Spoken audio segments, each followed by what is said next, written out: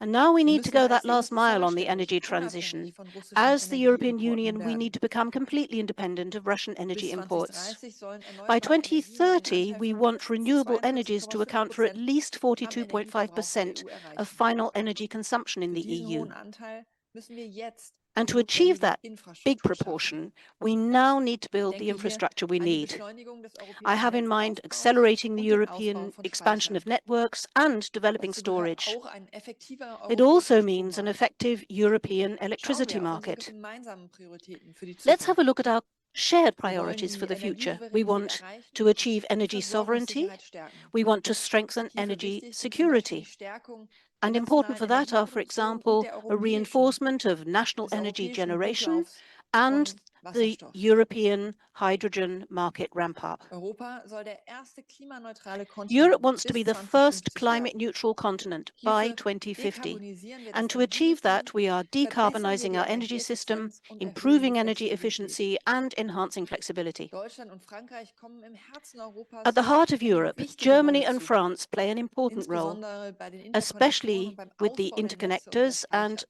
Wir wollen on-grid and gemeinsam storage die expansion. Wettbewerbsfähigkeit Europas We want to stärken. work together Nur so to bleiben wir strengthen Europe's handlungsfähig. competitiveness. That's the only Dabei way sind we can remain niedrige capable of Energiepreise taking the wesentlich. action we want. Auf For lange this, Sicht we need schaffen low wir das nur energy mit prices, and in nachhaltigen the long term, Energiequellen. we can only do that if In we have unserem sustainable gemeinsamen energy sources. Meseberg-Papier zur In our joint EU-Wettbewerbsfähigkeit haben wir Meseberg das deutlich paper gemacht. on EU competitiveness, we Deswegen made haben wir that auch ein clear. gemeinsames Interesse daran, And that's why we have a den von shared der interest EU-Kommission angekündigten Clean in Industrial Deal actively aktiv helping to mitzugestalten. shape the EU So Commission's verbinden wir Clean Industrial Wettbewerbsfähigkeit und die Deal grüne that has been Transformation. announced.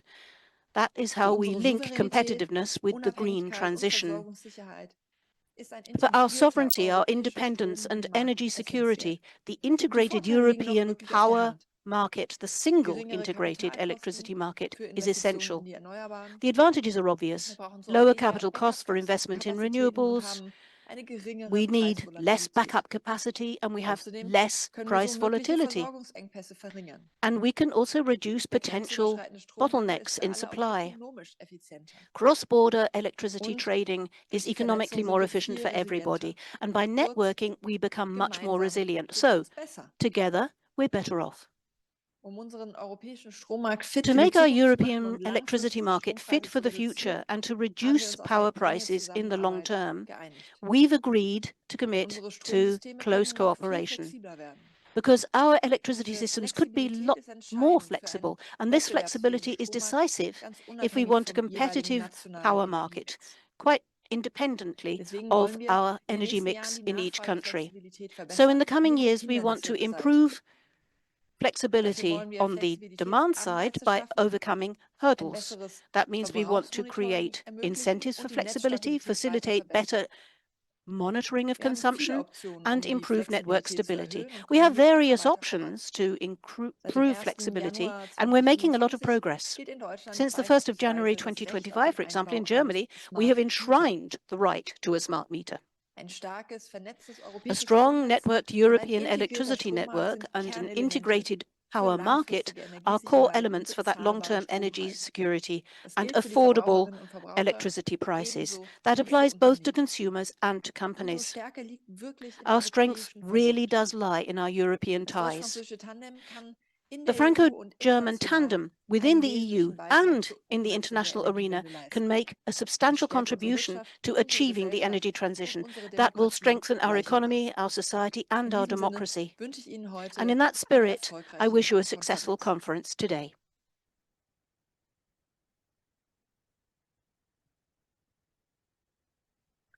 Merci beaucoup, Thank Madame you Anna very Lohmann, much, ministre Ms. adjointe Anna chargée des Lohmann, Affaires Minister européennes et of du State climat au sein joined du ministère for fédéral au nom Climate des Affairs Affaires at the Federal étrangères, Foreign d'avoir Ministry. commencé à introduire cette Thank you for matinée. Vous avez parlé introducing des or sujets setting majeurs the stage que for l'on va this évoquer tout morning, au long and de I've cette already journée. La touched gestion on de la some of the crise, major évidemment, le topics, sujet de la obviously dealing with the compétitivité et de la crisis, souveraineté the topic énergétique of avec les problématiques de competitiveness, prix and aussi qui peuvent energy exister. Et l'un sovereignty des sujets dont on parle de plus en plus, in qui est le connection sujet with de la all of these flexibilité problems que l'on also va of pouvoir pricing développer. that On we va know are poursuivre part of that. avec And we will d'autres develop all mots of de these bienvenue et pour topics cela, on est further ravi on. d'accueillir Monsieur And Philippe Nimmermann, without further le ado, I'd like to secrétaire d'État au welcome sein du Mr. ministère Philipp fédéral Niemann, allemand who de is Minister of l'économie State at et de la the Federal protection du Ministry for climat. Economic Affairs Bonjour, and bonsoir, Climate merci à vous Action. d'être là. Je vous passe Good la parole, morning, Monsieur and le you have the secrétaire floor, d'État, sir, pour introduire cette journée. in order to set the stage.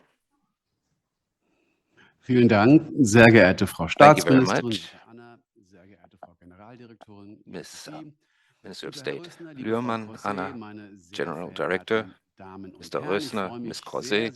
Ladies and gentlemen, I'm very, very pleased to welcome you on behalf of the Federal Ministry of Energy, Economic Affairs and Climate Action to the 7th Franco-German Energy Forum. As a co-host, we're very pleased to welcome such a large number of high-profile experts and also that my colleagues can join us here today. The Ministry is following these initial addresses, we will delve into quite a number of topics of Franco-German importance, and I'm looking very much forward so that the Franco-German Energy Forum has really established itself as one of the most important formats in the Franco-German cooperation.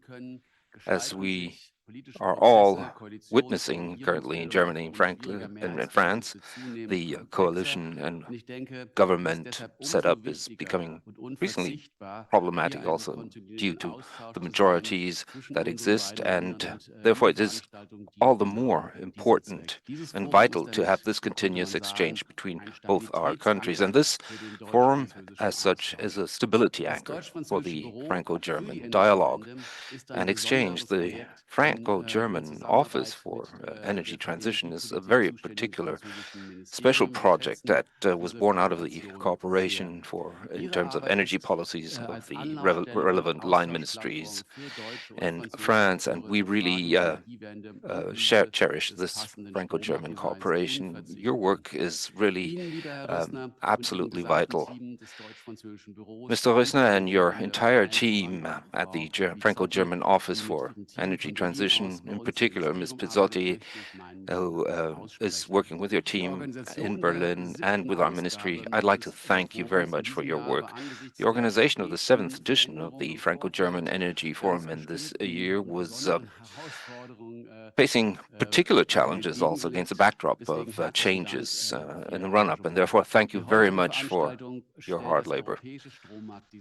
Today's event really focuses on the European electricity market design and its prospects of development, and that is only consistent that Germany and France, as neighbors, very much situated at the core of the European energy market, have this conversation and the challenges of decarbonization and to focus and to draw primarily on renewable energies will require joint solutions and European solutions. With the reform of the European electricity market design in 2023, we have demonstrated our ability to strike compromises and to reach important milestones. Also, with the additional EU measures to accelerate approval procedures and the enhancement of renewable energies and networks have all been important steps that we have already made. And the facts and figures demonstrate this. In 2024, almost 15 gigawatt of newly installed wind energy capacities represented an absolute record. But in order to achieve a real EU single market, the cross-border network infrastructure needs to be also flanked by stronger joint mechanisms. The appropriate financing of this very capital-intensive and viable infrastructure needs to be guaranteed as well. A stronger unity also when it comes to network charges and the regulation of incentives really is also another added value. In order to muster these challenges of the future electricity market with a high share of renewable energies, we need joint rules for flexibility, and both our ministries are engaged in a very good dialogue in this sense, and we also have paved the way for a joint positioning that will also represent a role model at the European level. But last but not least, we need to lower energy prices in order to safeguard the competitiveness of the EU as an industrial hub. affordable electricity prices are absolutely vital for households, both households and industry. Let us therefore also jointly debate how we can envisage the future design of the electricity market. How could we pursue the path that we have already established, for example, in accelerating approval procedures for the enhancement of renewable energies? Where can we recalibrate, or do we need to recalibrate the network infrastructure, its planning and financing? What would be the fitting framework, regulatory framework? And what are the roles that France and Germany can play together with their partners in the EU and beyond? And with a view to these questions, I'm looking forward to a very informative exchange today. Thank you very much.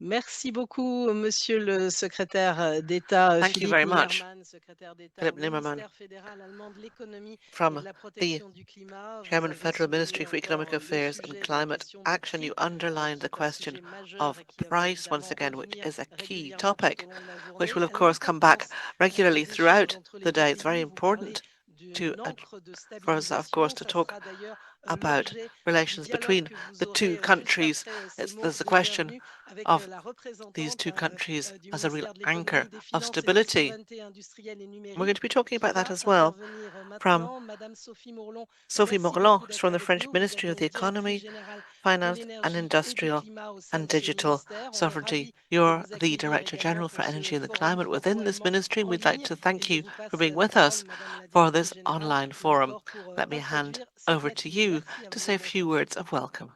Bonjour à tous, Madame Good la morning, ministre and good morning Burman, to Monsieur le everybody. secrétaire d'État, cher Philippe, et à mesdames et messieurs, Good l'ensemble morning des to participants. Je colleagues and tiens to all à remercier, participants. comme l'ont fait I should avant like moi les deux to précédents intervenants, say thank l'OFAC you et l'ensemble des to parties prenantes the impliquées pour Franco-German l'organisation de Office cet for événement the et energy cette nouvelle transition, année everyone involved 2025 in pour laquelle je organising vous this présente mes event. meilleurs vœux. C'est I'd avec like to un wish you all grand the best plaisir que je for participe à cette 2025 septième as well. I'm édition du delighted Forum to be taking franco-allemand de part in the l'énergie seventh qui illustre l'amitié round franco-allemande, of comme the cela a été dit Franco-German en ce jour Energy Forum, symbolique du which 22 janvier, date really anniversaire is du traité de emblematic l'Élysée. of Franco-German Le friendship on the forum symbolic date d'aujourd'hui est of ainsi the 22nd l'occasion of de rappeler January, l'importance the de la anniversary coopération of the signing of the franco-allemande Lucy et le Treaty. rôle majeur dans la transition énergétique de l'Union The européenne. Franco-German Office Dans un for the monde Energy marqué Transition par une plays rivalité a économique key croissante, nous devons role, non and seulement our links between innover France and pour Germany is assurer la vital transition in this écologique, context in a mais world également créer des that is conditions marked attractives by pour nos growing industries afin economic de rivalry. renforcer la position We de l'Europe must comme leader innovate énergétique to ensure mondial. we can move forward with the ecological L'énergie n'est pas transition, seulement une question de but also transition create écologique, attractive mais c'est conditions aussi un for enjeu de our souveraineté et de industries to compétitivité pour strengthen l'Europe. Europe's position Les crises as a world énergétiques du leader in the world Covid-19 of et la energy. guerre en Ukraine Energy is a ont mis en question of lumière the à la environmental fois nos transition, but it's also vulnérabilités et nos important for capacités à agir sovereignty and ensemble au niveau competitiveness européen in et en Europe. The energy franco-allemand. crises of La pandémie COVID-19 and a the bouleversé war la in demande Ukraine énergétique have et a shed souligné la light on how nécessité de vulnerable we are, systèmes but also on our énergétiques ability flexibles et to durables, act tout en démontrant l'importance together. d'investir dans des infrastructures The critiques pour pandemic really éviter les pénuries. upturned energy La demand and guerre en underlined Ukraine how a important it is provoqué to une have crise énergétique flexible, d'une ampleur sans sustainable précédent energy et a systems, démontré la while also nécessité de demonstrating the diversifier nos importance of sources investing d'énergie in et critical d'accélérer notre infrastructure to transition. avoid shortcomings. Nous avons pu faire face The war in ensemble, en Ukraine provoked an franco-allemand energy et en crisis européen. of an Nous avons unprecedented conduit dans scale, un temps record demonstrating des that we need réformes to nécessaires diversify our pour energy maîtriser les sources prix, pour and maîtriser speed up notre our approvisionnement. transition. Nous avons In the réformé light la of the régulation du climate stockage de emergency, gaz et we're nous moving avons mis en towards a place, là aussi en un decarbonized temps record, system. des mécanismes de solidarité. Face à l'urgence We've set climatique, up autre solidarity mechanisms urgence at record speed cardinale, to nous get devons to grips accélérer la with that. transition vers un système We énergétique need to décarboné. move Pour more and more répondre à rapidly towards l'augmentation a de la demande en decarbonized system to électricité respond portée par to l'électrification the de nos need for économies, more ainsi qu'au electricity développement because our massif des economies are énergies becoming renouvelables, electrified, nos systèmes électriques and doivent se also réformer en in profondeur. response Cela to implique non the seulement boom s'adapter aux in nouvelles renewable fluctuations de la energies, our production electric et de systems la must consommation, mais be aussi de profoundly garantir en toutes transformed. circonstances et au That means we'll meilleur be coût able la to disponibilité, la ensure fiabilité et la that résilience du réseau. our C'est un grids défi are technologique et available stratégique, and mais c'est avant reliable no tout une matter what. It's opportunité a pour strategic bâtir un système challenge, but it's also an énergétique à la opportunity hauteur de nos ambitions to construct an climatiques energy et de system nos valeurs that européennes, can telles que live up l'innovation, to la our ambitions solidarité and our et la European durabilité. values of innovation, Nous avons reçu sustainability, il y a quelques jours le bilan and électrique de la indeed France en innovation. 2024 For et je suis 2024, we heureuse de received pouvoir vous the dire que nos French efforts de transition electricity payent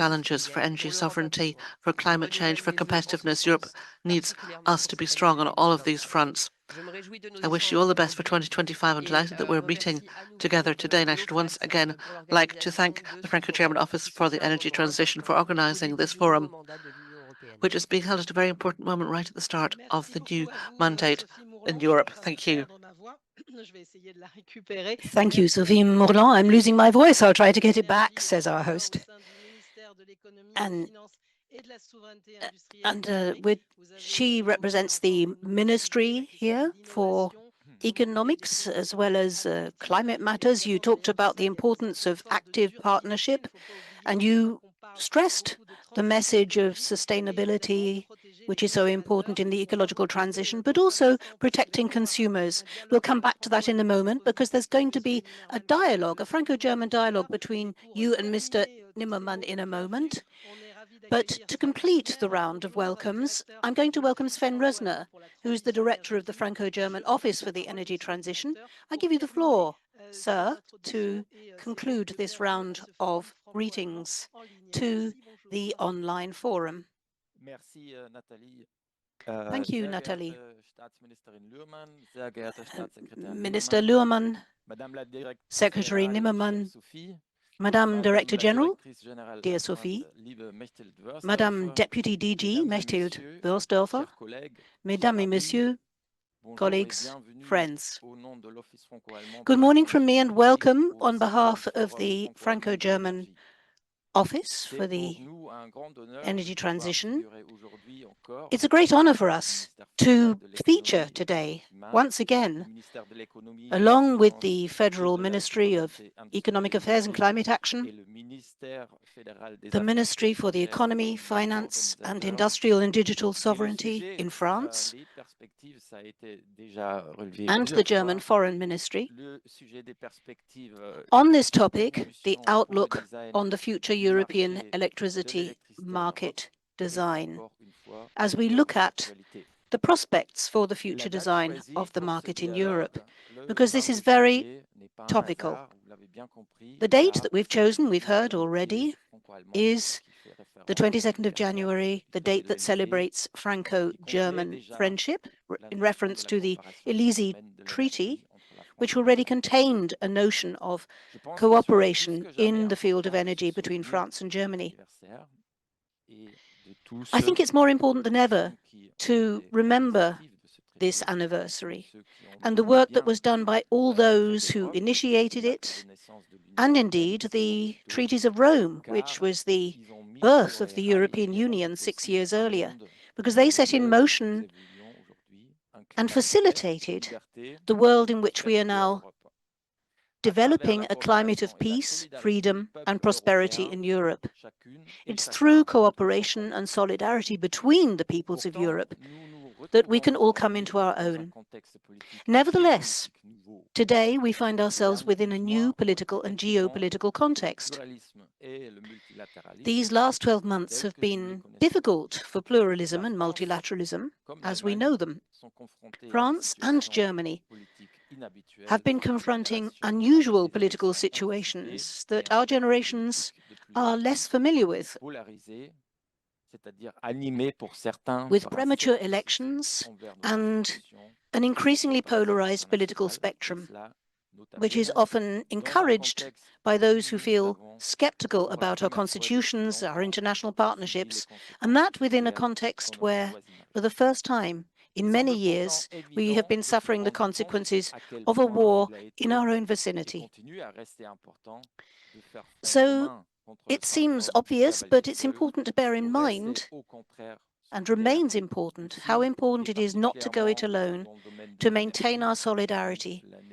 Also, and above all, in the field of energy, where 2022 was a traumatic year, but also presented an excellent example of support between France and Germany, with France supplying natural gas to Germany and Germany exporting electricity to France at a time when half the nuclear fleet was under inspection.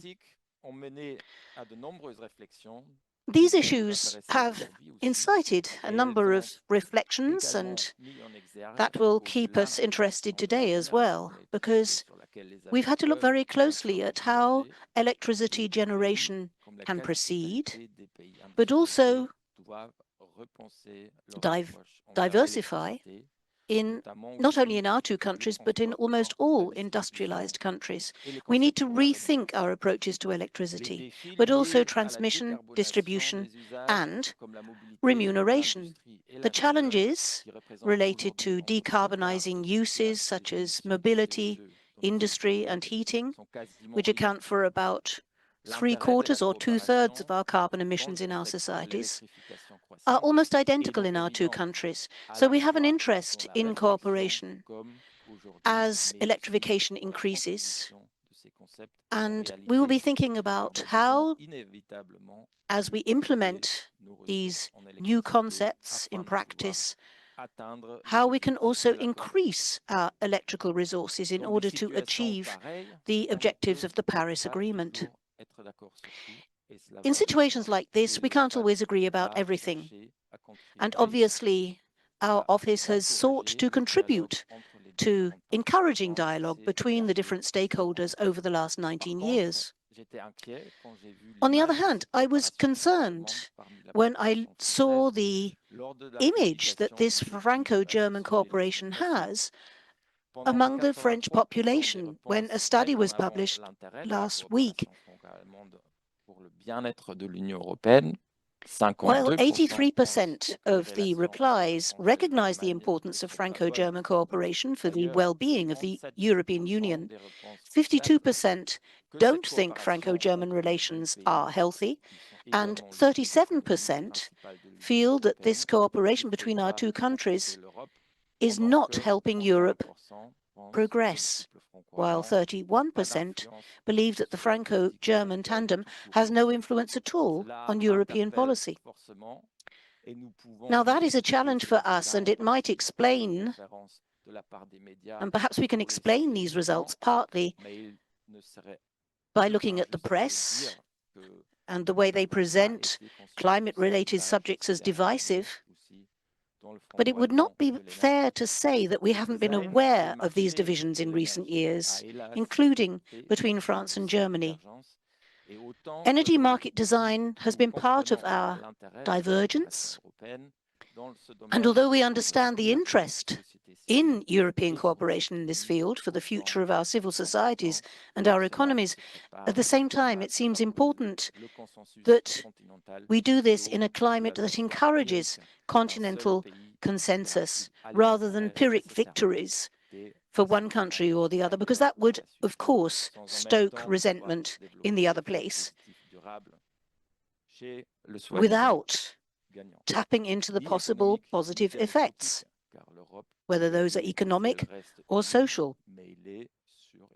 Because Europe can only win by remaining united, even if it's certain that some individual members would like to go it alone, because that seems to be fashionable.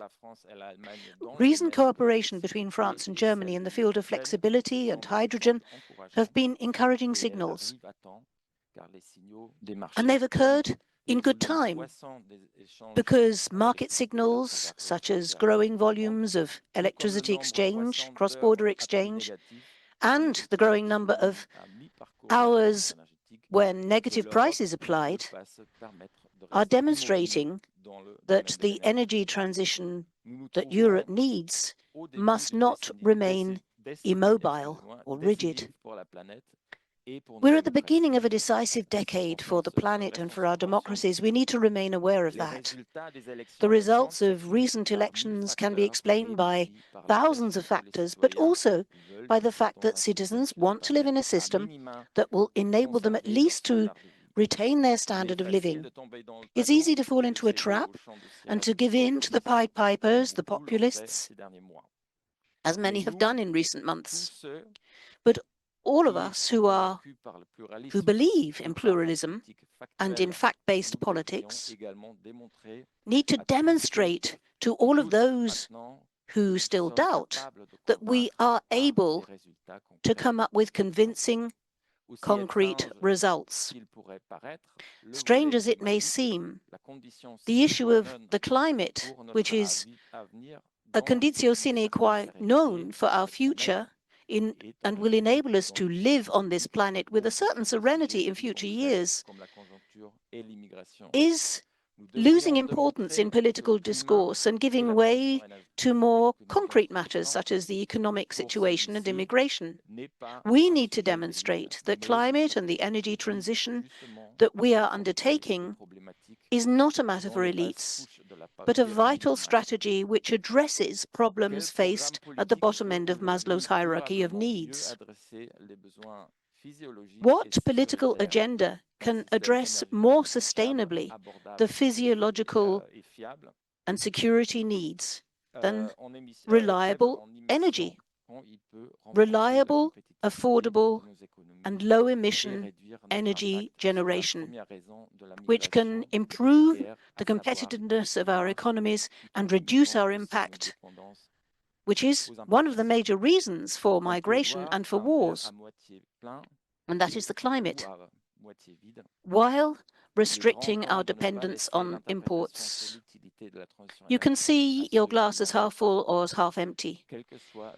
But we don't want to leave interpreting the usefulness of the energy transition to those who don't want it, whatever their motives. We need new discourse, and rather than apologizing for wanting to advance it, we need to present it in a didactic way so that we can tell the success stories and demonstrate the advantages. Let's give that a chance this year, 2025, and perhaps we'll surprise ourselves. Thank you to everyone who has contributed and who is planning to contribute to the success of this conference, whether in our partner ministries, but also everyone who's going to share with us today, share their experience, their points of view. Our technicians, our interpreters, Nathalie for hosting the debates, and the team at my office, of course, but also to you, our audience, for taking part and for putting questions. I hope we have an exciting and constructive day. Thank you. Thank you very much, Sven Rosner, for these introductory remarks. I'd like to recall to everyone he is the Managing Director of the Franco-German Office for Energy Transition. You've spoken at length about the political context and the questions that we're facing in 2025, but I'm pretty sure that, contrary to surveys, we will be able to demonstrate that the Franco-German cooperation can move the needle in Europe, and you have also underlined this at the very beginning of your remarks, this famous Élysée Treaty on the 22nd, signed on 22nd of January 1963, which clearly its preamble stated that that the heads of states of France and Germany should meet regularly, at least twice a year, and that there should be regular exchange in the areas of defense, education, as well as energy. And that's what we'll do, so we'll just jump straight into it with a focus on the Franco-German dialogue and these questions surrounding compromise and proposals. And to round it all off, we will look at the reform of the electricity market in Europe, the measures, the reasons, the implementation, and the outlook. I will give you some practical housekeeping remarks. You know that we have interpreters at hand. I know that myself, just as others, tend to speak quickly when in the heat of the action, but it's important to speak as slowly as possible so that they can do their job. I'd like to thank them very much and name them in the following: Nathalie Pijolet, Bernd Sauer, Sebastian Weitemeyer, Helen Ferguson, Alexander Schmidt, and Kate Vanovich. Thank you. And I would also like to stress that all of the presentations that you will be seeing, also the keynotes, as well as the audio files, will be presented and be made available to all of you starting on the 4th of February. And you will also be able to raise questions online. I know that there are quite a number of you online. And we have a team in the wings that will be passing on those questions so that I can then put them to our speakers. So those are the practical points, but we will now get into the Franco-German dialogue, our first topic, and I would like to propose that Philipp Nimmermann, the Minister of State at the Federal German Ministry for Economic Affairs and Climate Action, as well as Sophie Mollon, Director General, DG for Energy and Climate at the Ministry for Economy, Finance, as well as Industrial and Digital Sovereignty. So I have a first question to both of you, our two panelists, and the idea is that you really also get into a dialogue following this. So you will be speaking about this, but this reform of the electricity market is a compromise that has to be balanced within, calibrated within the European Union. And I'd like to set the first question for you, Mr. Nimmermann. The introductory remarks already sort of pointed this out, that there are sometimes differences, political differences, also in terms of the energy market in France and Germany. But we do have a single market, and we need to agree on common rules. And how do you face this challenge in practical terms, Mr. Nimmermann? Thank you very much for this opportunity to talk about this subject. First of all, I believe that the underscoring of differences that is very often also the case in the media. The differences between France and Germany really does not do justice to the whole debate. As Sophie already said, we all have a joint objective, which is a decarbonized industry, a decarbonized society, which is in line with our Paris objectives as well. And if I think about Germany, just until recently, 70% of our energy was imported, and I'm not just talking about electricity. Actually, we didn't import electricity in the past, but other fossil resources and sources. But I'm talking about the figures 2023, we're talking about 66% roughly. And the scenarios that we've drawn up, the trajectory, we continue along this path, would mean that we would be between 25 and 30% in 2040. So this sovereignty is very, very important. And the second point is that our market-based economy has to be really front and center. We really want that the consumers and the producers react to market signals. And therefore, it was also very, very important within the framework of the regulation on a directive on the electricity market design to take the right decisions. Looking at the electricity system, Germany is setting great store in renewable energies, and particularly when it comes to solar and wind power. In the last year, looking at the electricity production, roughly 60% of our electricity production is drawn on renewable sources. And if you compare that, it's 50%, 56% of the overall mix, and with a growing tendency. So if we base that on that premise, we have to ask ourselves the question how we can finance this. A mix largely based on renewable energies. How can we also then finance backup systems? So in moments, for example, where the wind doesn't blow or the sun doesn't shine, how can we cover those moments? And it's also about how the utilities are actually operated and the base load.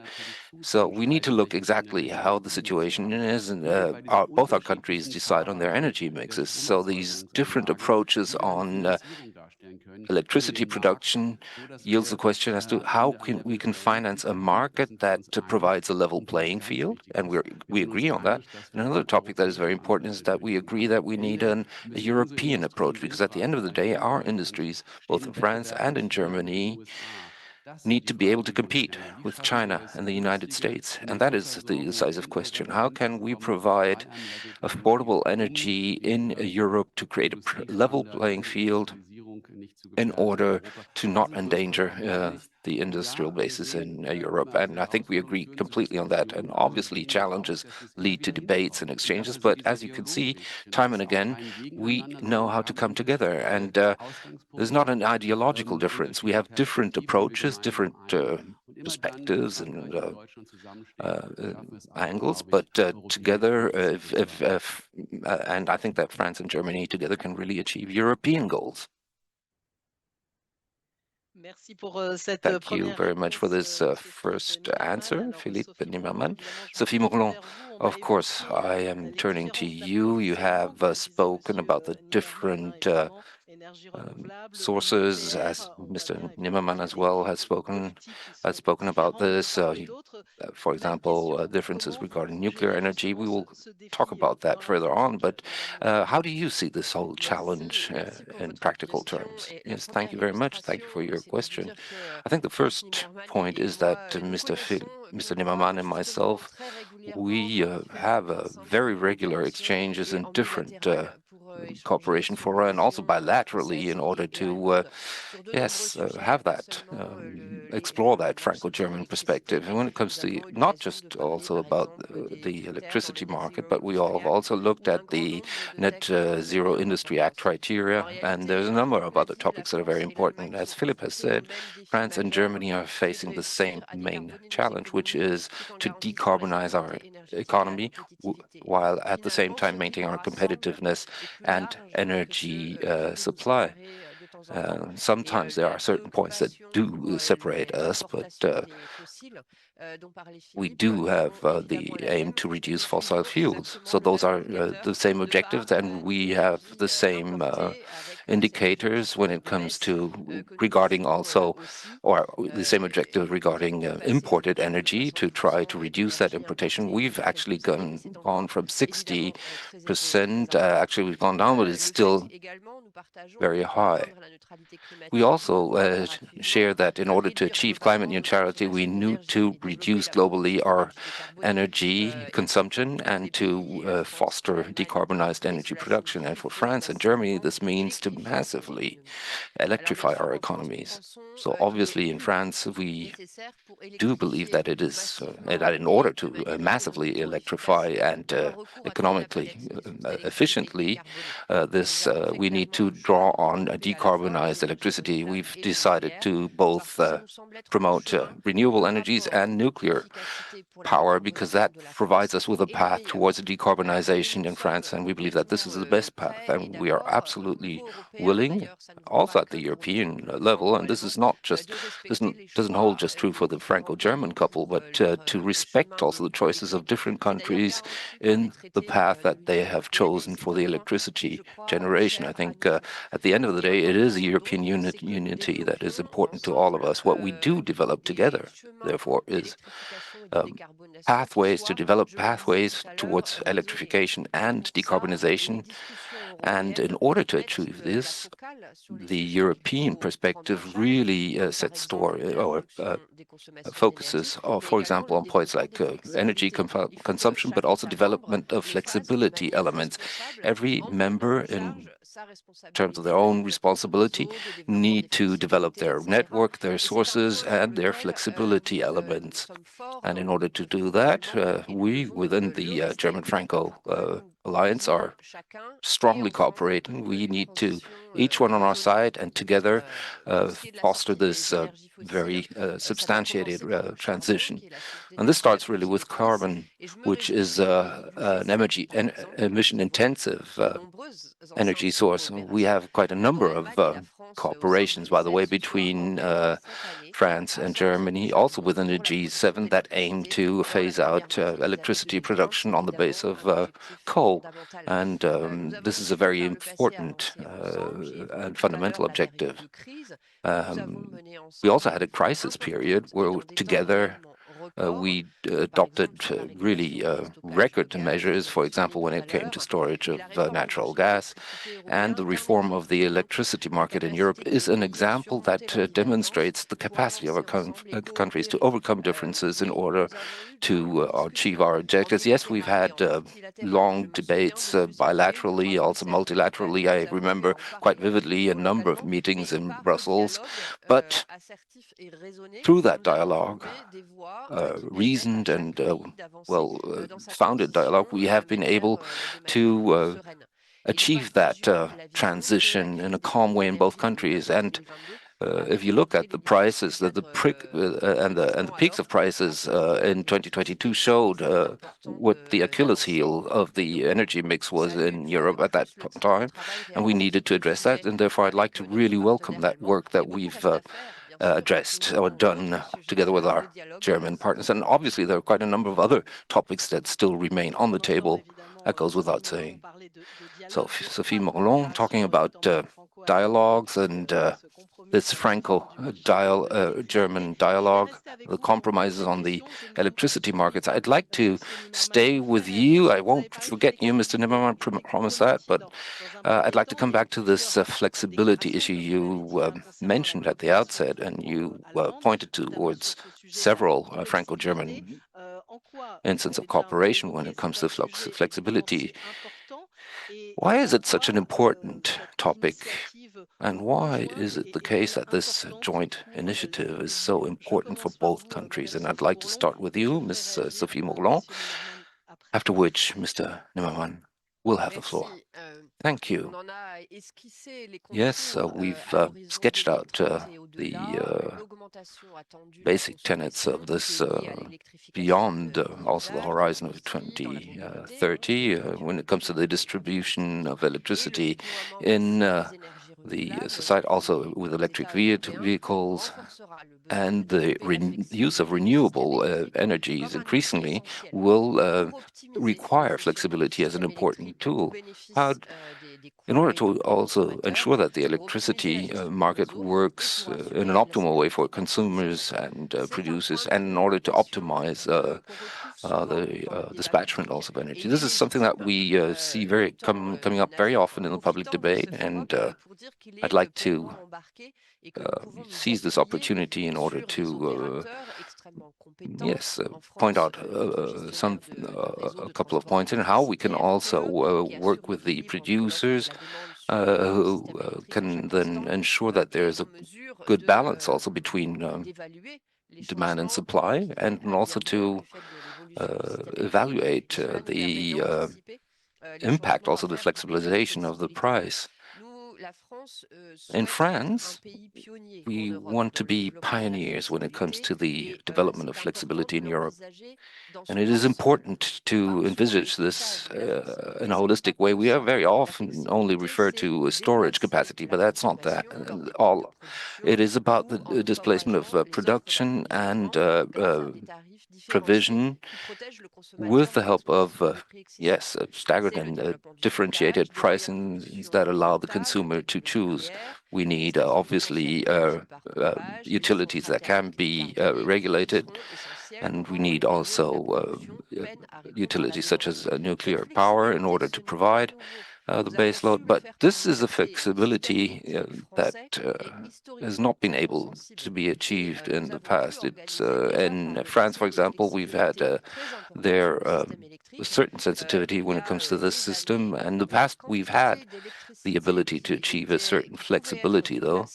The amounts of electricity that could be displaced through consumers through incentivizing pricing schemes, for example, using your washing machine at night. This is something that we've modernized under two perspectives, because on the one hand side, utilization has changed because of electric vehicles and others, and because the producers are not necessarily exactly the same as in the past.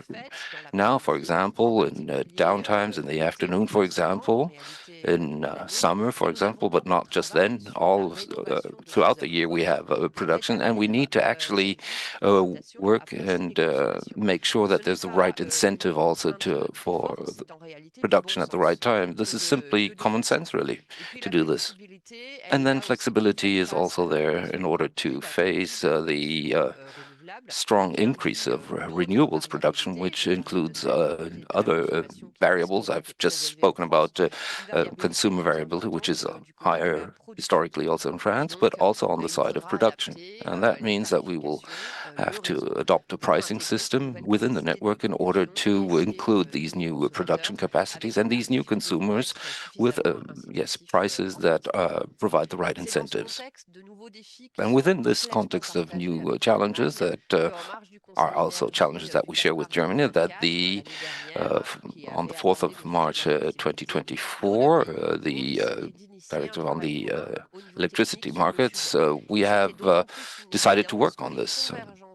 And it is clear that a convergence in terms of our opinions is very, very strong, and the political guardrails, if you will, have been established by both countries. We've set up a working group in order to work on these global implications also. In France, we have a strategic program that has been organized within the government and in coordination with the operators in order to exchange experiences and views, particularly when it comes to bottlenecks and the flexibility. And we work together with our German colleagues. This is at the technical level. So it's not just political debate, but also technical debate that takes place. And that is very promising. And we're working on a topic of joint interest, as we have done in the past as well. So you've, Ms. Sophie Moron, you've clearly demonstrated the implications. I would now like to move on to Philipp Nimmermann so that he can provide us also a German perspective on flexibility and why is it so important in your view, and how can it actually help as a model also for the future for the electricity market design. You have the floor, please. Well, I think that it's actually quite incredible, it's quite remarkable that here, first of all, we're addressing this at the technical level, we're looking at the challenges, and it's also very important that we address how we deal with this. After all, only if we have flexible markets can we ensure that there are low prices. Only if we have sustainable durability and flexibility can we have low prices. If either the supply or demand side are not flexible, then we have problems with the pricing. If you look at the supply side, if that's very limited, then that can be tricky and prices shoot up, and vice versa. Neither is good. It's not good for companies, and it's not good for our national economies. So it's very important to talk about these flexibilities. Flexibility is the sleeping beauty of the electricity market. If we wake up that sleeping beauty, then that will be good for all of us, as a matter of fact. We're actually looking at a whole host of different points here. At the end of May last year, we agreed upon a paper with France last year with 7 tasks to be tackled. First of all, we looked at it precisely what we mean by flexibility and how it's possible to delimit the issue. Then we looked at how it's possible to ensure flexibility on the demand side. That's very important because we see that in Germany, demand is not always as flexible as would make sense. Of course, some processes are hard to render flexible, but we need to look at how it's possible to be as flexible as possible. We also need to look at the supply side to see how we can be more flexible there. Volatile sources are generally pretty flexible. We've seen that photovoltaic energy, even when we had negative prices, nonetheless are still putting energy into the market. So they're not actually responding to market signals. They're not flexible, of course. That's very important when we're looking at dispatchable capacities when there are negative figures. We need to get to grips with that. We've put forward a proposal on this in Germany. We hope that this week or next week in Parliament we'll be able to reach agreement upon that. The question is how to ensure that grid stability is safeguarded better thanks to this flexibility. We need to have a stable system to ensure that supply and demand at the 50 hertz is always provided. And as indeed our countries, indeed all of Europe, are connected, we see how dramatic it can be if there's a problem somewhere in some other country, because after all, we have a European electricity market. So we've had detailed debates on that. We'd like to put all of this together into a roadmap going forward and have best practice examples to discuss with the general public as well. I think it's very important that France and Germany are setting off in this direction together, because we do have such different challenges, because we have such different electricity net grids. It's very important to put these two economies side by side and discuss this. We're very closely intermeshed. I think that therefore at the European level, we can do what is needed on that front, because a lot of questions can be solved at the European level. Energy infrastructure needs to be coordinated better at the European level. Cross-border capacities need to be boosted. We need to ensure that we don't run up against difficulties in certain countries. There's the question of grid fees as well. People tend to talk about purchasing prices for electricity, but grid fees are important as well. We all know that if we continue to electrify, we'll need more transmission lines. How can we ensure then that we have electricity when we need it to ensure competitiveness? So in regulations on grid fees, we want to ensure that European provisions are such that we'll be able to keep our competitive edge on the economic front in Germany. And we want to pull together, as France and Germany put forward proposals on this front. I believe the European Commission is also with us. We're hearing from a representative of the Commission later. We're in close contact with DG Energy, precisely to the sense of this approach that we have together with France is a very good example and a very good point of departure as well. I think that means that we'll do well subsequently to put it on a European basis. Well, I shall continue with you. You started talking about prices and price rates. You also talked a great deal about stability of grids. We'll be talking about that from a number of different perspectives. Well, of course, cross-border flows are very important as well. Competitiveness is also important. It's one of the key challenges for the future electricity market design. You touched upon that, Mr. Nimmermann. How can we ensure that electricity is a real competitive advantage for our economies and competitiveness in Europe? What we see very clearly in Germany, indeed around the world, that if renewable markets and renewable energies are on the market, then the market prices do drop quite dramatically. You see that very clearly. Summer and midday, when there's a lot of photovoltaic on the market, we have what could be said to be too much electricity. The same is with wind power if it's a very windy period. So if you have renewable energies, they push prices down, but you don't always have a steady supply of sunshine and wind. Of course, that varies from country to country. The profile is different, for example, in Spain or Portugal or France. You have a different level of photovoltaic energy than we do in Germany. And we looked at ways to have different pricing short-term and longer term. So there's the question of storage capacity as well. It might be battery storage for the short term. Batteries are perhaps the cheapest way to do it. Costs for battery storage have dropped significantly. There's a real boom in Germany at present. We're receiving connection requests to see whether battery storage can be attached to the grid. It's the order of magnitude of 230 gigawatts that's coming in. So 10 Even if we got 10, if we got even 10% of that, that would be very helpful. So that's the one thing, battery storage. But it's also possible to have other forms of heat storage, heat exchange. How can we store energy using hydrogen, which comes from low carbon sources, to balance out the winter-summer effects? If we manage to get things sorted out on the storage front, if we manage to get our time machine working, so we've got a more stable supply, we've got more flexible demand. Perhaps when electricity prices are lower, it might make sense to manufacture more to store the goods.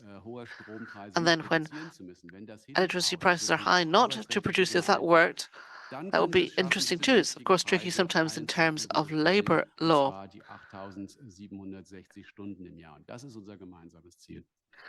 And that makes it possible then for us to make available 8,760 hours per year that are needed. Donc, ce sont des pistes évoquées par Philippe Nimmermann. On a parlé de stockage, So these are the d'hydrogène. ideas put forward. There's storage, there's hydrogen, there's the question of the Commission's action plans for affordable energy. Ms. Morland, perhaps you'd like to respond to that so that we can see how electricity becomes a real competitive advantage. Well, thank you for the question. That really is a topic that's high on the agenda for us in France, and I'm sure it's the case in Germany as well, and certainly at the European level. The new European Commission took that on board based on various reports, specifically the one from Mario Draghi. It's a key topic, as I said in my introduction, because competitiveness for European energy, of course, affects our economic behavior, Europe's sovereignty as well. It also helps to slash our carbon footprint. Because we could do better on the climate front than via imports. So this threefold impact is very important. As Mr. Draghi has said in his report on the future of European competitiveness, we need to attain climate neutrality by 2050. That is our principal goal, while guaranteeing competitiveness and resilience for our economies. And that's an existential challenge for us. We need to make decarbonised electricity into a lever for our future. We need to start doing that now, focusing on two aspects. First of all, on use, on consumption, as well, to focus on the move to electrification. And there's also prices, so consumers can feel confident in the long term that there will be competitive prices. We need to turn the spotlight on that. Industry focuses on price transparency and visibility. We do have advantages on this front. We have an integrated, interconnected market. It's the largest interconnected market in the world. There's liquidity, there's a lot of energy available both in the short and long term, and it's guaranteed there are few other places in the world where that is possible. We also need to work on prices. Electricity invoices are made up of three parts. There are market prices, there are wholesale prices, there are taxes, and there are costs. We need to act on all three of those aspects. So the wholesale prices, as Philippe said, the spot market, the short-term markets, of course, they're very volatile. And that volatility is